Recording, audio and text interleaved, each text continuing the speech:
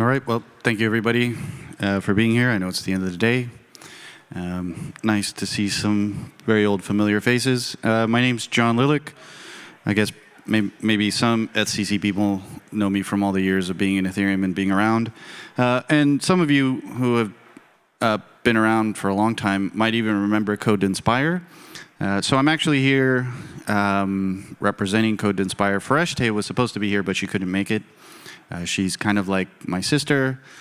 I mean, not by blood, but she's kind of like my sister. And together, we've been working on this nonprofit we call Code to Inspire for, well, this is our 11th year. And I'll tell you a little bit about Fareshte and a little bit about the foundation that we've set up. So she is wonderful. Actually, she recently became an American citizen, which is fantastic. She's originally from Afghanistan and was a refugee during the Soviet war, or the Soviet invasion of Afghanistan. She grew up in Iran.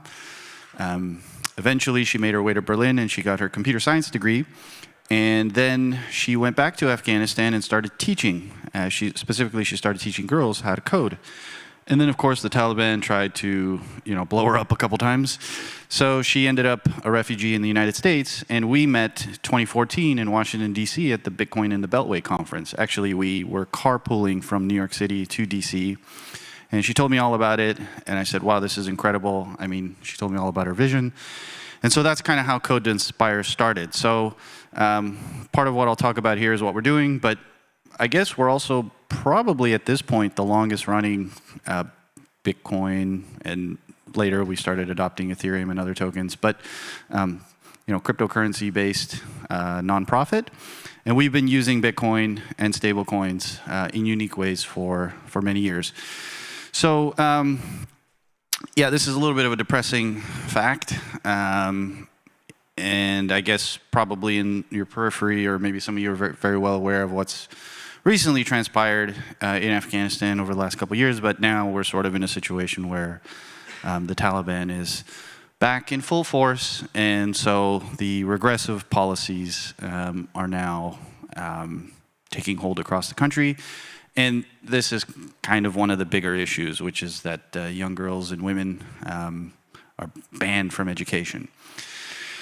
So, yeah, like Fareshte for a very long time has been thinking about this problem given her personal experience.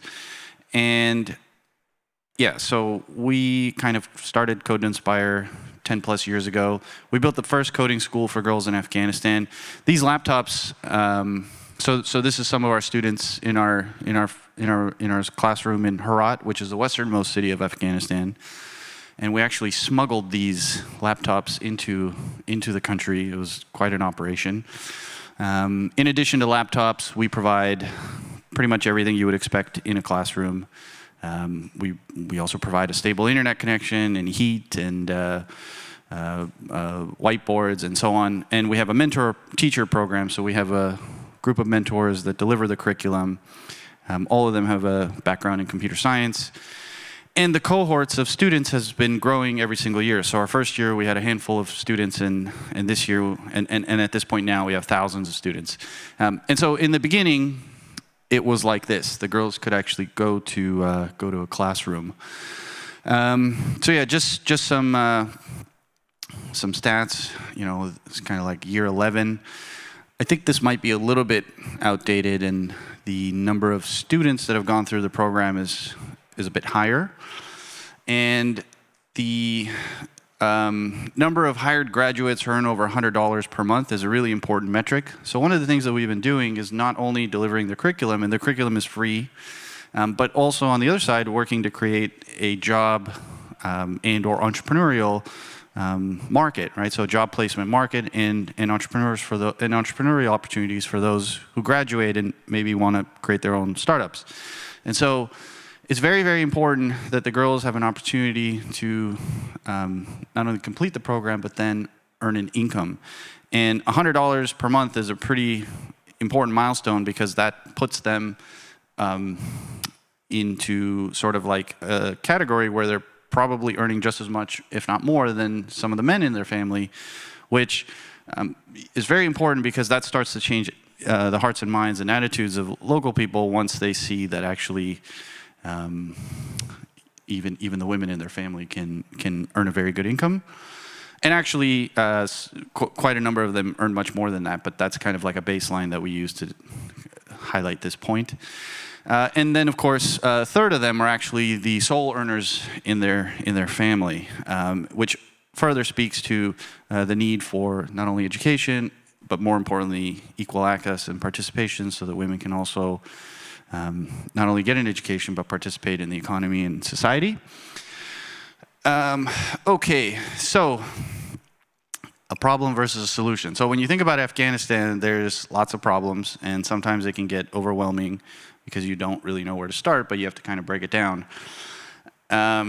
So the first problem is, these decrees that come from the Taliban that basically restrict and limit, autonomy. And so that means not only the restrictions that apply to women in terms of going out and just getting a basic education, but if you wanted to do something as simple as go out and get a bank account, well, first of all, you can't leave the house without a male escort, and you need permission, and so on and so forth. So this will tie in a little while to how we've been using Bitcoin and cryptocurrencies. But essentially, autonomy is something that's very hard for women to find in Afghanistan at this time. And what we try to do is empower our students so that not only do they have access to an education, employment opportunities. Ultimately, we actually pay a lot of the girls with stable coins in the past with Bitcoin, and so they can earn an income, have custody over their money without needing permission, and so in a way they can have autonomy over themselves. Of course, it's very, very important that we can improve the well-being of our students, and that's really this like progression where they go through the program, where they learn, they're in a classroom environment where they have peers and they have friends, and then ultimately later they have jobs. And so, a lot of times in the West, we're used to kind of like economic growth numbers, but in a place like Afghanistan, we're kind of looking at economic loss. And so what we've been able to do up to this point is, and I think that's also a little bit outdated, but deliver economic benefit, which is to say that the income our students have earned over the years working, for example, as freelancers and or other opportunities they've been able to find through our program. And that number is starting to have some meaningful impact in our local community, and it's actually starting to accelerate right now. Okay, so I guess this is a pretty good crypto payments use case. It kind of reminds me of like the early days when, and one of the previous speakers sort of had a great cypherpunk quote. But it's very, very important. When you look at some of the challenges, and the challenges in Afghanistan are kind of like even more pronounced. I mean, in addition to kind of like standard KYC requirements, even being able to leave the house in many instances is really tough.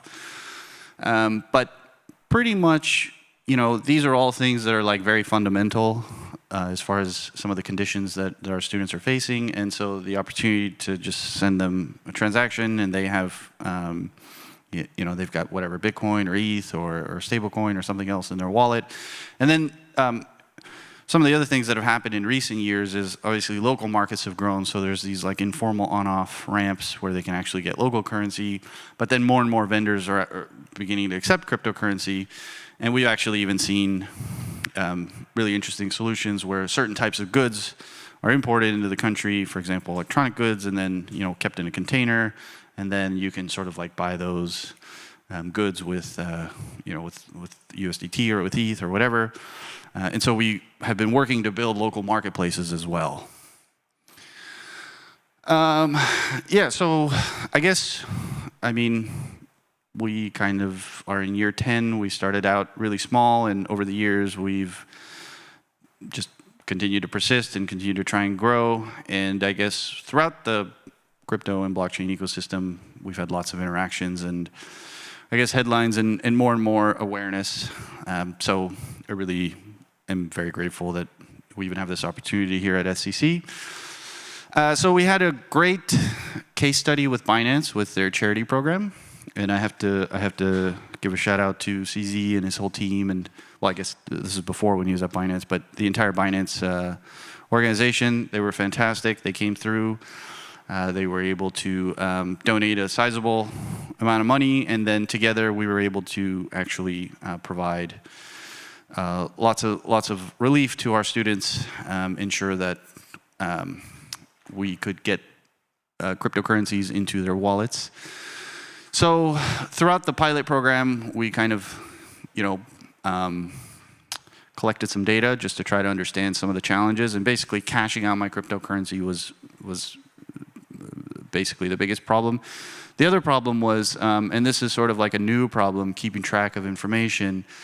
And this further speaks to the need for privacy, and I think sometimes in our ecosystem, and right now in Ethereum, the whole privacy is normal meme is starting to gain traction again, which I'm very happy about. But in Afghanistan, we've got like the Taliban now in control of all the infrastructure in the country and attempting to set up a type of NSA program where they can actually go in and collect information and then use that to target dissidents or people that are breaking the law, like girls who wanted to go to school.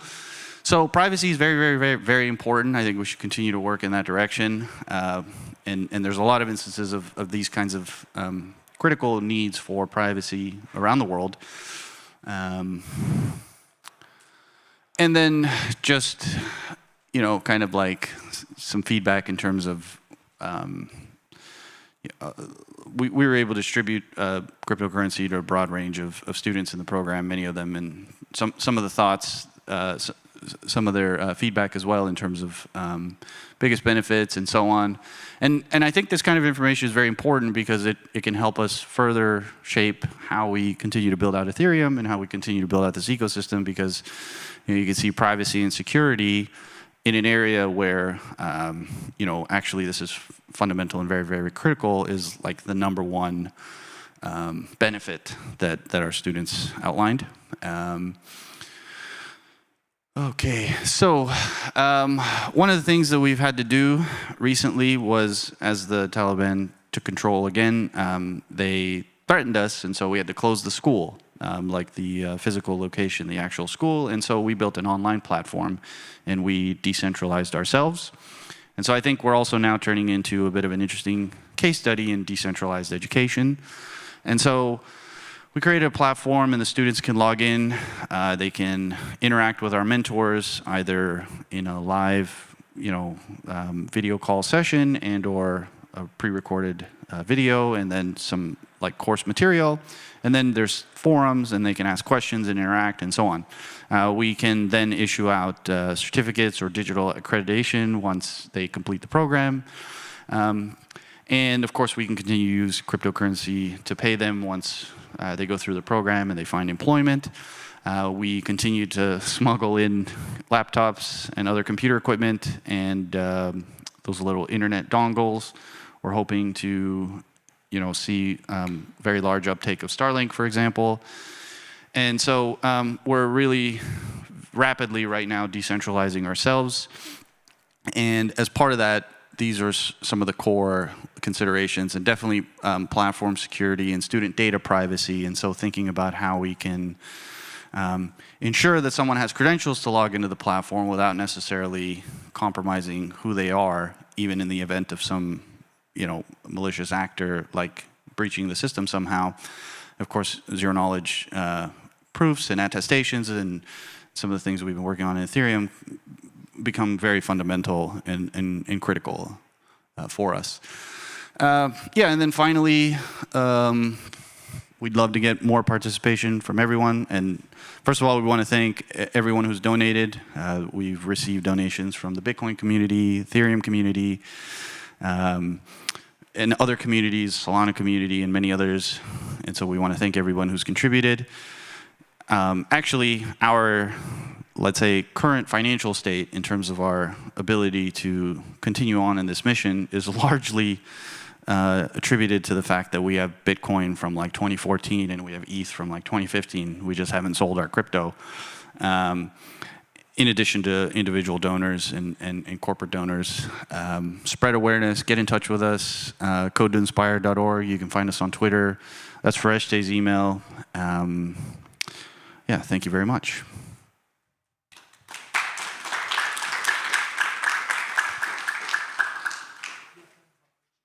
Yeah, any questions?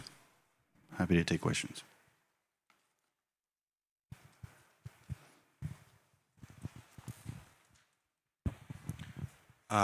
First of all, thank you for the presentation. Very interesting. I was looking at salaries. So you said over 70% of women get over $100 a month.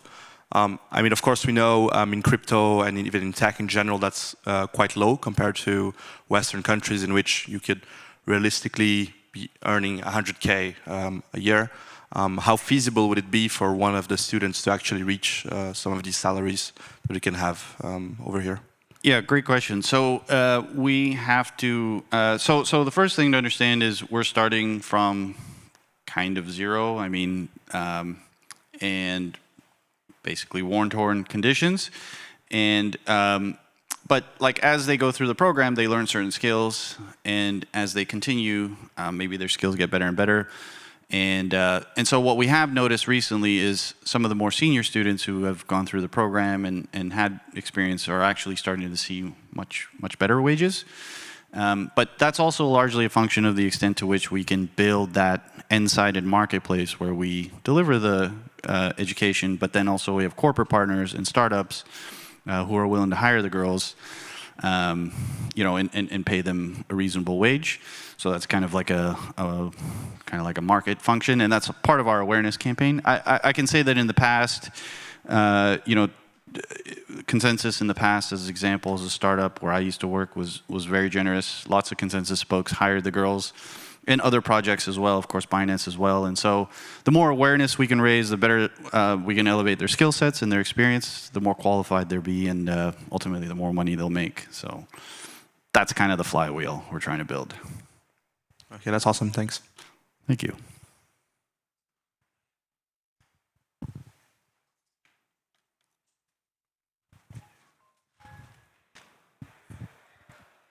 Thank you, John, for the talk. Really awesome, as always. I've followed Code to Inspire for a while now, just following your work. I'm curious, now that these girls are learning and also obtaining credentials on the platform, I imagine you might have also some sort of identity for these women. Although they are not actually able to access any services and infrastructure within Afghanistan due to various reasons, not bound to just Taliban intervention, if you're able to export this identity or basically build up this identity such that it can actually interoperate with international services, would you plan to actually open up something of this sort where you enable this identity so that these folks can actually get access to other international open markets, be it job markets, investment platforms, and so on?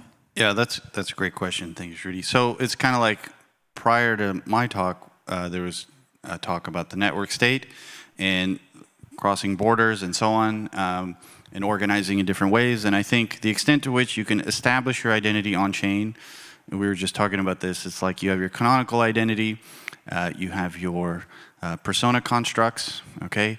And these persona constructs can describe you in different contexts, and those persona constructs have attributes, and then those attributes have attestations, and now you have this like constellation of attributes and attestations that form identity, and the extent to which you can selectively disclose that information. And so I can imagine a scenario where you use something like EAS to issue the attestations. We obviously have to be very mindful of, this malicious state actor, kind of triangulating information about someone's identity. So ZK is going to be a really important part of that. But then to your point, which I think is a brilliant, that's exactly what we're trying to do in the background, which is to say, bring in international organizations, international businesses, international service providers, and recognize these these on-chain identities, in order to, like, for example, if you could imagine a girl having a sufficient number of attestations and a strong reputation, like getting a virtual Revolut account, right? Through their, I don't know, MetaMask wallet or something, or I guess that'd be MasterCard or whatever the case is. So that would be kind of the next step. And then what we could do there is basically entirely circumvent the interventions of the Taliban effectively. And then that could extend out to many other services as well. But yes, I think on-chain identity kind of like holds the key to that. But we have to be very careful about, well, first of all, selective disclosure, and then the extent to which we can shield certain information. But that would be an interesting way to do it, basically. All right, thank you very much.